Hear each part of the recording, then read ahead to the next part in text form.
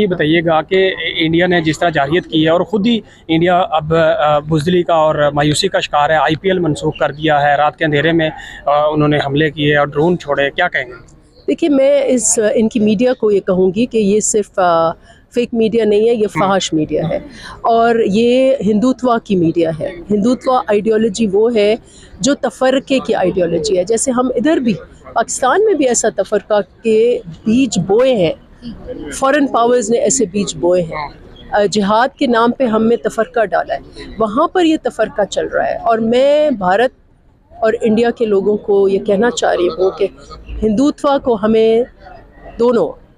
ہر قسم کی ایکسٹریمزم، مذہب کے نام پر ایکسٹریمزم کو ڈیفیٹ کرنا ہے۔ آج Bharat is faced with a very big challenge, ان کے اندر کا چیلنج ہے اور یہ انراول ہوگا۔ یہ جو دہشت گردی کا منترا وہاں پڑھ رہے ہیں، یہ ان کے اندر کی ایسی پالیسی ہے جو تفرقہ کر کے اب یہ مجھے بتائیں کہ would an ordinary secular India agree کہ آپ جا کر مساجد، سرحد پار مساجد، کیا وہاں پر مساجد نہیں ہے کہ آپ ادھر مساجدوں کو آپ حملہ کر رہے ہیں اور پھر وہاں اپنے سکھ جو انسٹیٹیوشنز ہیں،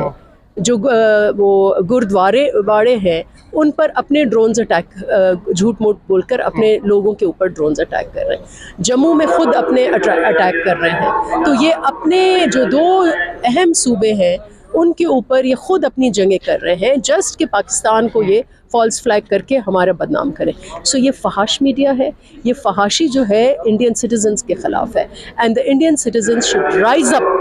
and revolt against this kind of attitude.